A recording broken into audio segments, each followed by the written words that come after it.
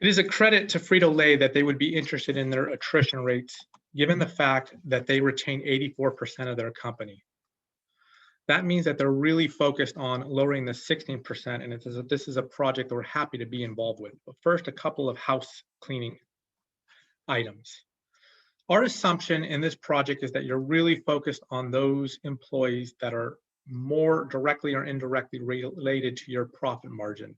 And so we excluded things like lawyers and people in HR from the data set. In this particular case, the data set had HR employees. We removed them from our analysis.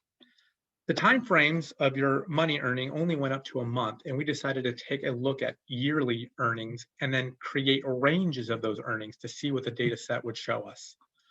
Also, there's several jobs at Frito-Lay, but what we found in our exploratory data analysis is that there are really two categories that all these jobs fall under, and we'll get to that in a little bit. And finally, we made your numbering system a little more personal.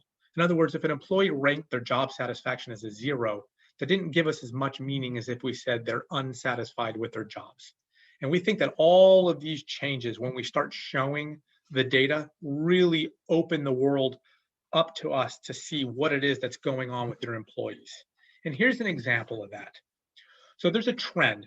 Your research directors, your managing directors, they have low attrition rates. Your lab technician, your research scientist, they have a high attrition rate. But with all of these jobs, whether a high attrition rate or low attrition rate, we noticed a common factor, that they were either two jobs. You were in a managerial role or a non-managerial role. And look at what we found when we broke down the data in this way.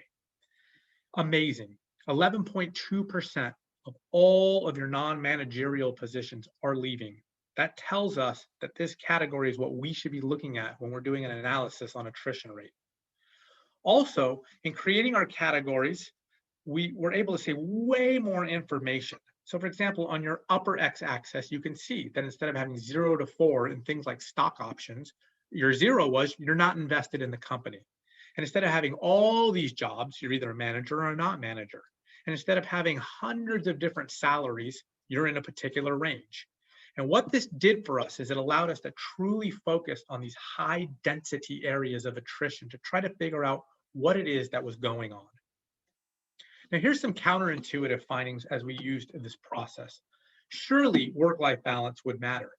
But what we found is even though happy people stay at your company, the ones that were more likely to leave were those that were moderately satisfied. Your most dissatisfied employees are leaving at a less of a rate than your moderately satisfied employee. Surely work relationships matter. But whether you have friends or don't have friends at work, whether you're happy with the people or not happy with the people, you can see across the board, the attrition rates are pretty similar.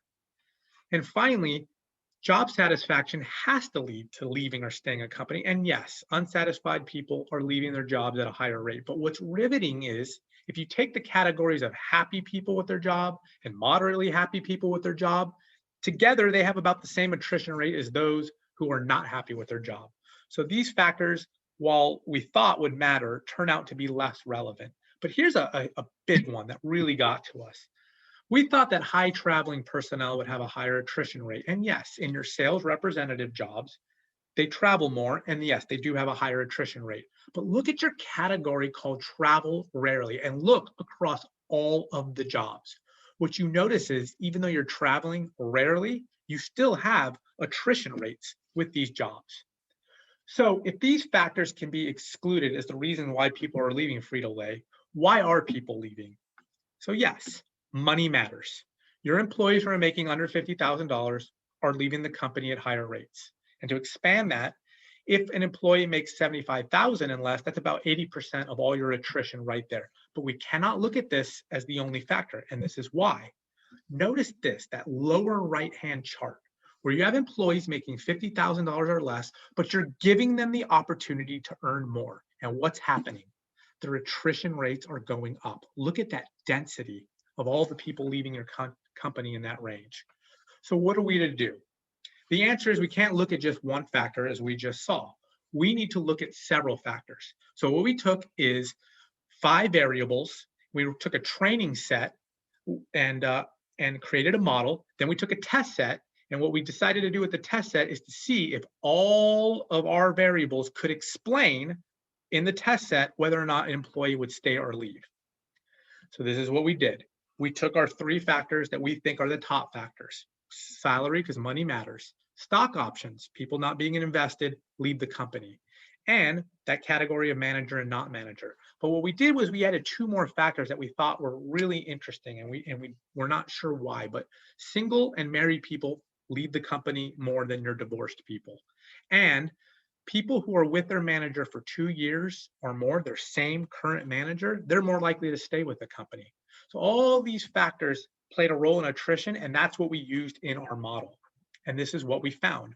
When we equalize those leaving and those not leaving by oversampling those not leaving, we now have a test set that we can use.